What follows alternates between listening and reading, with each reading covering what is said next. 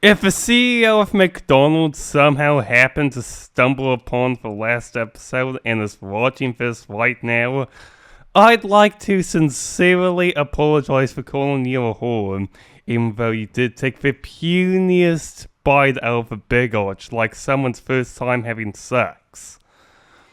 I didn't quite realize what I was saying at the time. And if you do decide to sue us for 100 million or something, please don't. I'm begging you. My family doesn't have that type of money. All we have is a German Shepherd. I'll happily wire over my entire bank account, which should cover at least the first couple seconds of legal fees. Anyway, welcome back to a very special episode of Into the Pit. Hosted by Riley Punk with his noble slave Billy Kingston. Oh, look at that! He called me his noble slave. Yep, by noble slave, I mean the person who just sits there and takes the insults, like the good boy he is. Who's my little Billy? Who's my little Billy slave? Okay, this just got weird.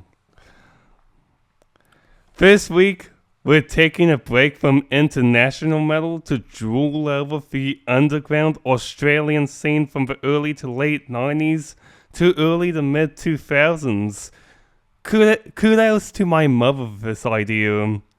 Gonna be spinning some bloodduster and sadistic execution in a few songs' time, but when bringing up underground Australian metal from the 1990s, the first band everyone thinks of is Alchemist.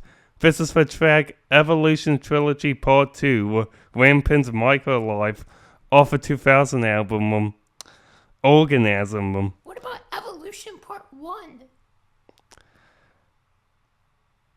This is just better. I just wanted to do Part 2 because it's just better. You have a problem with that, Billy? No. You want to settle this in the car park after? Yeah, sure, let's do it. He knows how to beat his ass. Anyway, my name's Wally Punk. You're listening to Into the Pit. You're forgetting I have 2 Mike Tysons on me. And you're also forgetting that you have the physique of a greyhound and the aggression of a chihuahua. Yeah, go for it.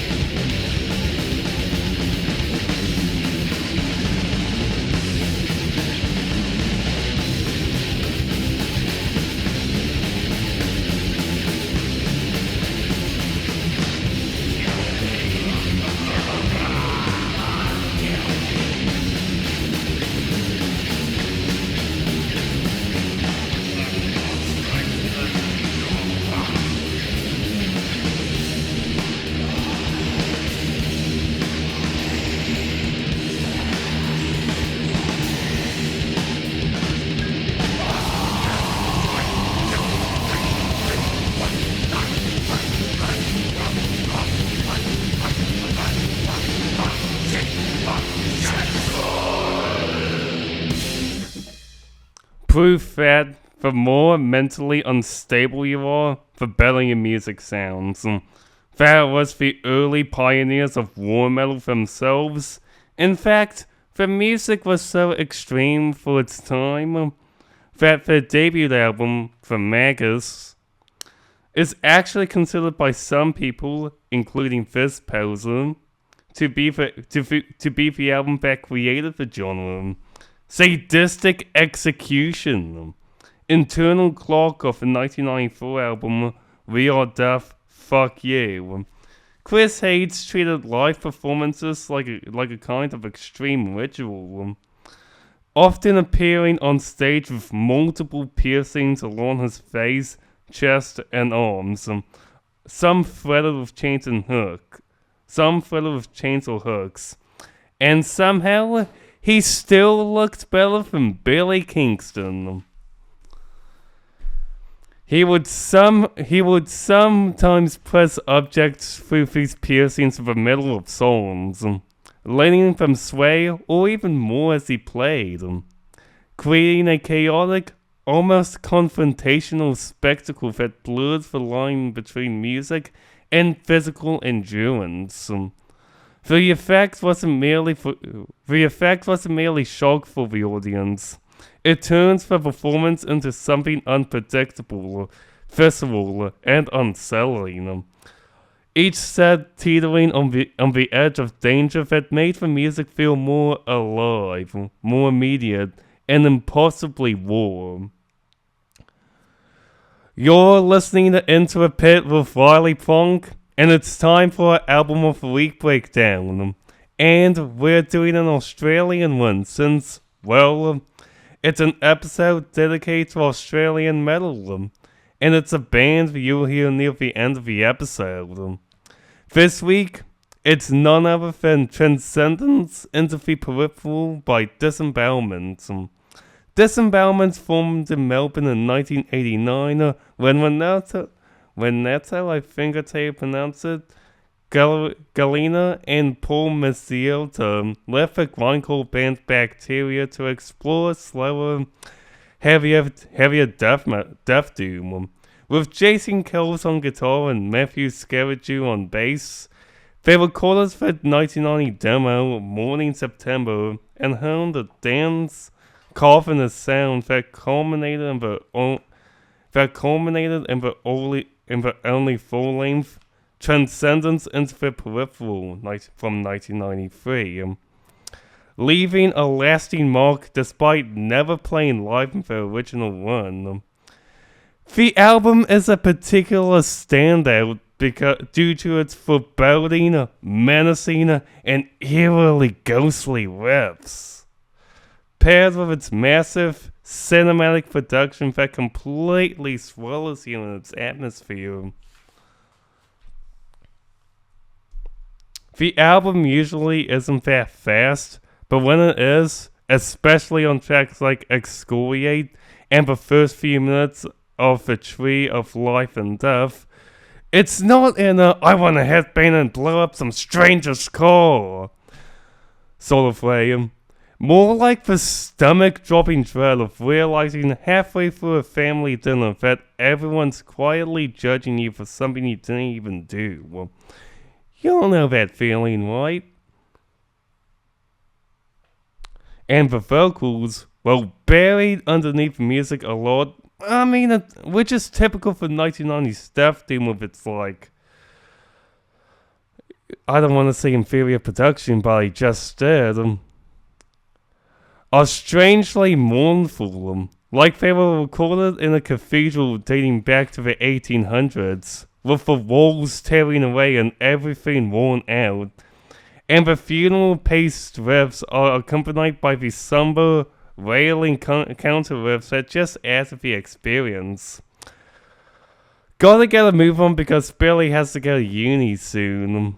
This is Bestial Warlust, Dwellers of a Bottomless Pit of the 1994 album, Vengeance Roar Till Death.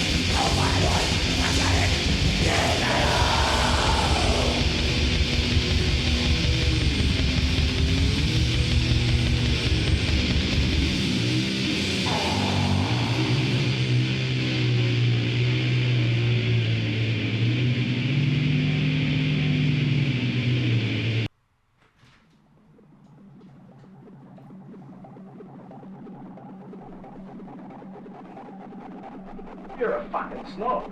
You're a fucking cunt.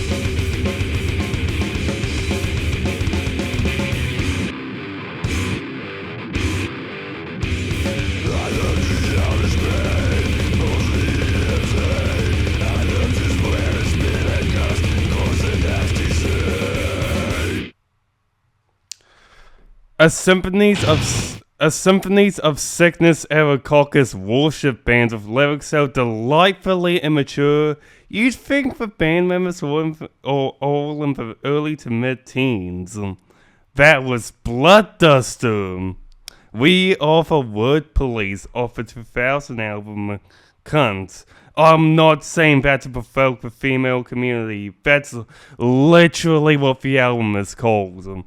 Please don't kill me, feminists. Now, you wouldn't think the band would have any connections to the NSBM scene. That's National Socialist Black Metal for all you newcomers. But surprisingly, the early drummer, Shane Roots, would later go on to form a National Socialist Black Metal band named Abyssic Hate, who, around the same era, released a demo in 1994 named Cleansing of an Ancient Race, with artwork resembling the Reichadler, I think that's how you pronounce it. My German's really bad, so I apologize to any of the German viewers watching this right now. Anyway, Nazi Eagle symbol, along with other demos titled Wild Australia and Australia for Australians. Please note that we at Into the Pit Studios do not and will never support Nazi or white supremacist ideologies. No matter what color you are, we all bleed the same.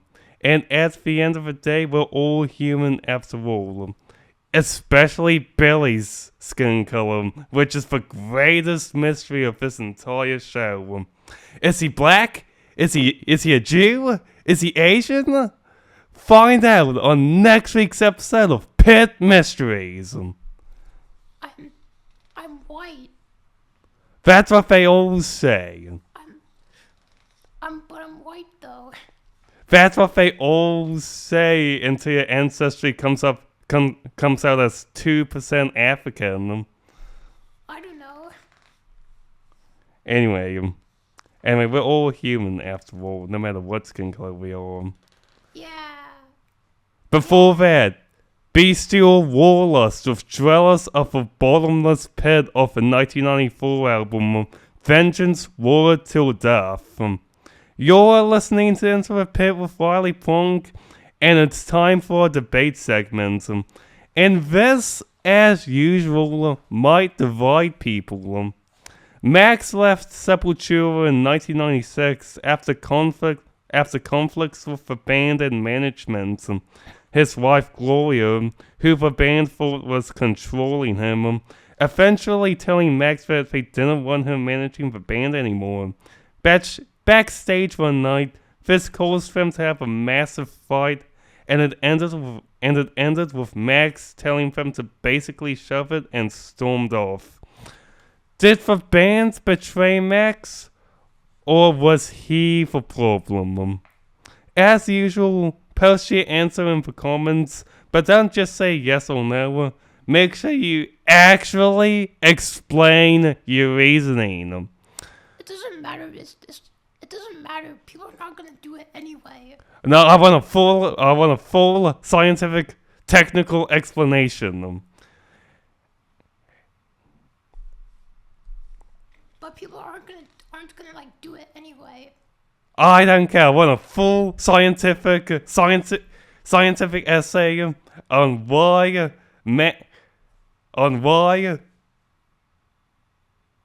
God damn, I forgot what I was gonna say. I mean, yeah, just make them explain your reason for why. In a hyper-technical way. Yes. Or I will come into your house and steal your dog. I mean it. Ooh, Timmy Tough Knuckles over here. Don't worry, guys. He wouldn't hurt a fly. Even a field could beat him in a fight. That's true. See, even he admits it. The next band might be a little sketch, but it's too late to change the playlist now. This is Abominator, Asgard of a Heretic Tribe of the 2001 album, Subdeceased with Lucifer.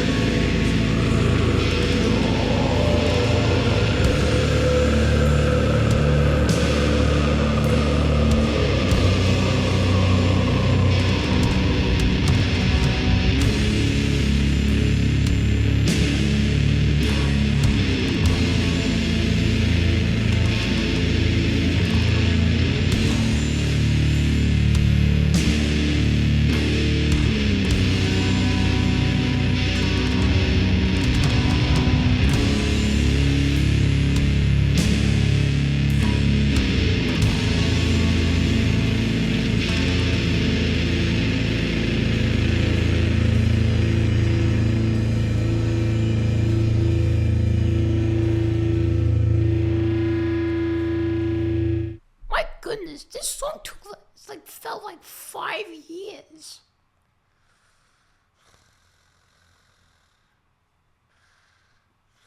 Riley? Riley? Are you asleep? Shit! Were you asleep? Yes, I was asleep. I was streaming. I was dreaming of the first time I'm gonna have sex. I have dreams where I actually meet girls. I wish they were true. I had a dream where I met who I thought was a big burly Latina girl, but then she turned around and it turned out she was a fucking guy.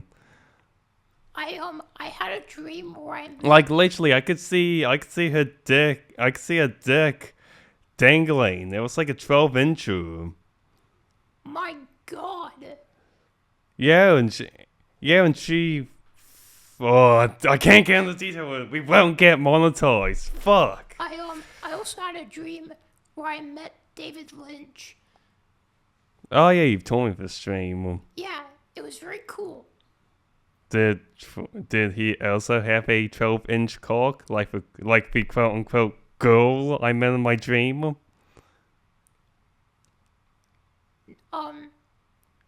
He was fully clothed. Wonder what David Lynch's cock would be like, considering how weird his films were. Dick must have been like curved in all sorts of places. Anyway, R.I.P. David Lynch. No disrespect, by the way. Where was I? Funeral doom is probably one of the most notable genres people mention when talking about an acquired taste. That was Mournful Congregation, Skyward Gaze, Earthward Touch of the 1999 album, Tears from a Grieving Heart. Sounds like a documentary, not gonna lie. They also did a fantastic performance at Maryland Death Fest last year in Baltimore. Now seriously, look it up. It's a fucking amazing performance. Kind of wish I was there. But I would definitely go to Maryland Death Fest if a ticket to Baltimore wasn't like $30,000 or whatever. But can't get what you want. When Damon Good described the writing approach behind Mournful Congregation, it wasn't just about playing slowly, but about dissolving the sense of forward motion. Riffs linger on sustained chords that barely shift, while small changes, an extra harmony or a note held longer, quietly reshape the atmosphere.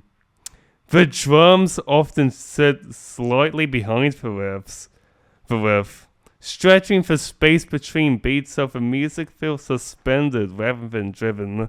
See, that's why it's so long, Billy. It's kind of like it's less music and more of an experiment.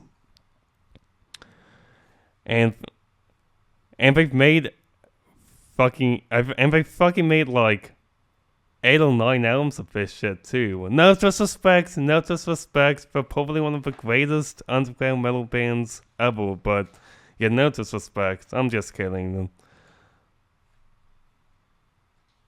On material like The Monad of Creation, 2005, motifs repeat until the listener stops expecting progression and just drifts inside the sound. Before that, Abominator with as God of a Heretic Tribe of the 2001 album, Subversies for Lucifer. You're listening to Into the Pit with Riley Plunk, and it's time for a Metal Mythbuster segment. And this one oh, fuck, that voice crack. Oh, that's embarrassing. Anyway, this one almost sounds convincing. Apparently, Pantera concerts caused permanent hearing damage in entire audiences. Here's what we do now. Science clearly shows that exposure to sound about 85 decibels over a long period can contribute to hearing damage. Recently, science has also said that aliens might exist, which is fake news, but can't really believe everything you see on the internet. Levels above 110 to 120 decibels can especially be risky, and most rock and metal concerts do reach those intensities. But there aren't reliable published decibel measurements for Pantera shows, saying they're louder than other big-name rock or metal bands. Most conversations about Pantera being insanely loud come from fan reports and forum anecdotes, not collaborated SPL recordings and forums. And forums recall people saying that Pantera shows left for ears raining for days, and were extremely powerful live. Here's when it gets tricky. What feels extreme to one person can be below official harmful thresholds. Venue acoustics, PA setup, and stage position can make a huge difference, believe it or not. A front row listener may feel deafened, while someone further back hears normal levels. And unlike some modern concerts, Pantera shows from the 90s weren't measured with professional decibel meters. Without verified data, it's impossible to say whether the shows exceeded official safety limits. Yet the myth persists because of stories from fans, roadies, and believe it or not, even journalists. With each retelling exaggerating the volume and amount of hearing damage, because shock value sells.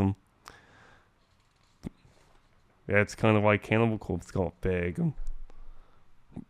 But here's the truth. There's no documented medical cases proving that someone's permanent hearing loss came specifically from a Pantera show. Like I said before, the myth was exaggerated by fans who experienced a few days of raining or muffled hearing, making it sound almost believable. Final verdict? False. Leaving you tonight with a band I just talked about 5 minutes ago. Disembowelment. Your prophetic throne of ivory of a 1993 masterpiece, transcendence into the peripheral. Thanks, Jaden. Really appreciate all your kind support and helping us grow. And we'll catch you same time, same place, next week. Hold on, wait for it.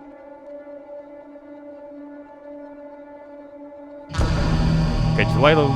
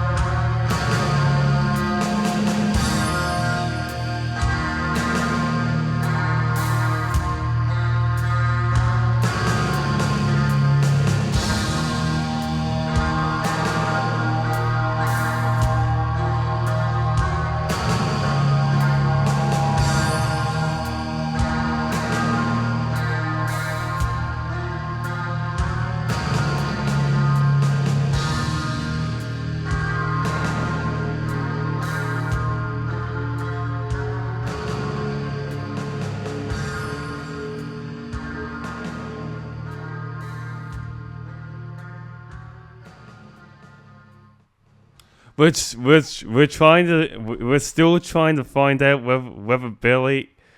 We're still trying to find out whether Billy is an actual skin color or if he just shares DNA with a monkey or an airplane or what or whale or any other sort of species. And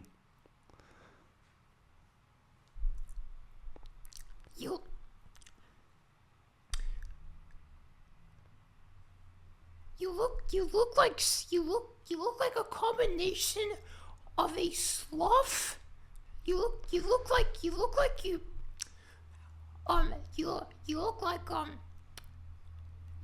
look like you look like a monkey had sex with Sid the sloth.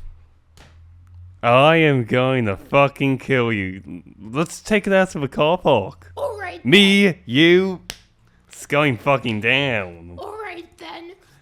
Probably has the strength of a ground, I'm not gonna lie. And side note, David Lynch was one of the greatest artists. He was a legend. He was a legend. It's pretty weird though. No, not calling the guy weird. Like his films were kind of abstract for the time. And that's what makes them awesome. Unlike you. Come on, laugh. Ha ha ha. Laugh. Ha ha ha. No, add a laugh track. Add a laugh track or something.